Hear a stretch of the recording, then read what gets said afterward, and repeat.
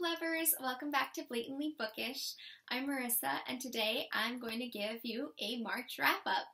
So March was a really great reading month for me. It was March Madness, and I managed to read 10 books, 2 of which are graphic novels, one of which is a poetry collection, and one of which is two of which are nonfiction? Yes. So here we go.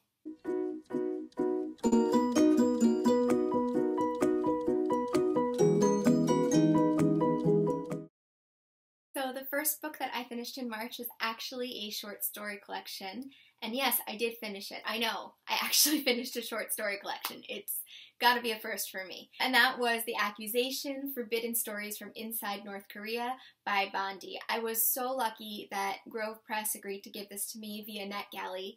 For those of you who don't know, I recently discovered NetGalley this month.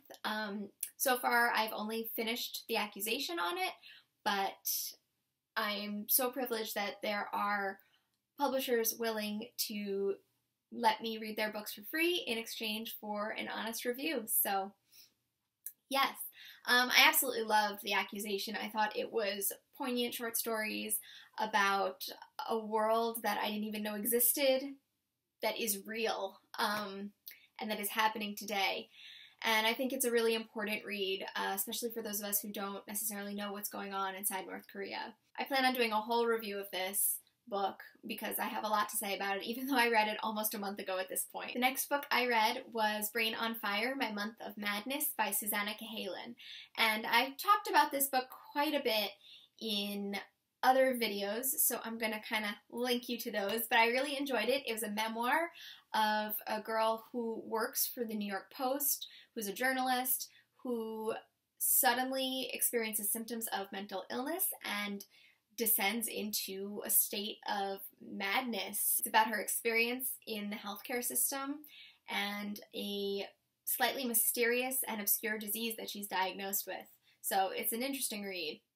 The next book that I finished in the month of March was Unmentionable, The Victorian Lady's Guide to Sex, Marriage, and Manners by Therese Oneill. Now this book was incredible. I just fell in love with it, and I think I am still going through withdrawal with finishing this book. I definitely want to read some more Victorian nonfiction in the near future. So this book was all about the things in Victorian society that were left unsaid. Things like where people went to the bathroom, how they bathed themselves, and there was even an entire chapter on mental illness in the Victorian period, which was really great for March Madness, of course. So I talked about this one in other videos, so I'm not going to rant about it too much longer, but please go check it out because it is absolutely amazing. The next book I finished in the month of March was The Other Boleyn Girl by Philippa Gregory. This book was a wonderful little historical fiction, and I had never read any Philippa Gregory before, so I was really glad that I could read it. It, of course, is about the Boleyn sisters and their relationship with Henry VIII and their relationship in the court of the time. So it's a really exciting read, full of drama, and it's very light and easy to get through, so it's a fun read, especially if you like historical fiction. The next book I read was Girl in Need of a Tourniquet, which is a memoir of a borderline personality disorder, and that was by Merri Jamison. I did not love this book. I gave it 2 stars, and I talked about it a bit in another video, which I'll link up there. I've discussed a lot of these books already, so I don't need to go into more detail about this. I just thought that it was trying to be really artsy, and it didn't really resonate with me personally. The next book that I read was The Butcher's Hook by Janet Ellis. I was really excited for this book, and I think it was a really great book. It was well written, and I gave it a 4 out of 5 stars. However, I did see some problematic areas in terms of character development. I felt like the main character was developed very rapidly, and there was a crucial plot point that happened that just seemed a little out of the blue and a little extreme for my taste. I'm not going to tell you what that was because that would be giving the entire book away, basically. But for those of you who have read it, you probably know what I'm talking about. Yes, and for those of you who haven't, I still recommend it. It was a great book, and I think the way the relationship between the romantic relationship in the story was written was really subtle and well done. The next book I read in the month of March was Marbles, Mania, Depression, Michelangelo, and Me. And that is by Forney. And this is a graphic memoir. It was fantastic. So if there's one book that you are going to read for March Madness, it would be this one. And if you're just interested in mental illness, this is the book that I would tell you to pick up, because it just does a beautiful job of chronicling the struggle of mental illness and really the struggle of finding the correct medication for you.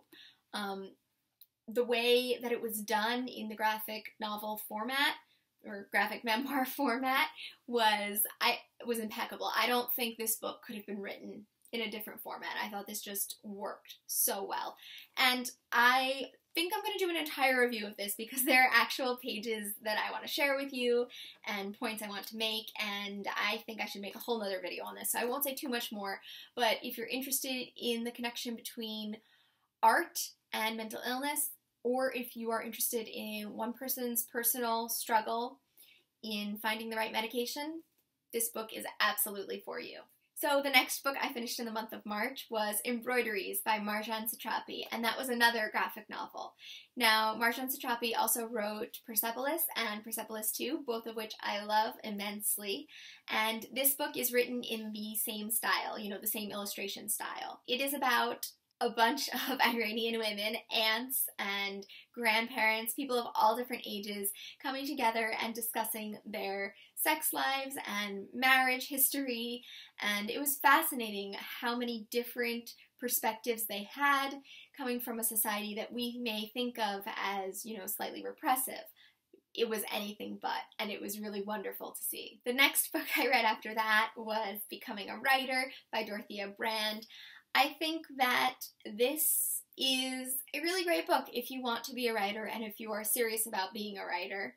I think it's a great book if you've been writing for years and years and want to pick something up to sort of inspire you a little more. It is a combination of incredibly self-help-like speech combined with very practical things you can do to enhance your writing and to make yourself a more fluent writer.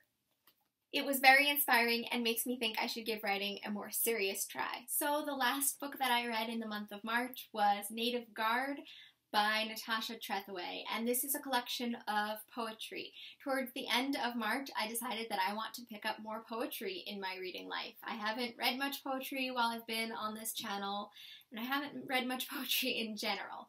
So I picked this up, and I actually have a whole video library haul of poetry to show you guys soon. That'll be posted probably shortly after this video.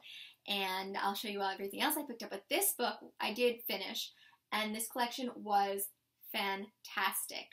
It is about Natasha Trethewey's personal history, losing her mother, and it combines that and intertwines it with Civil War period and Reconstruction and race. And the way that she discusses all of her topics and weaves them together is just brilliant.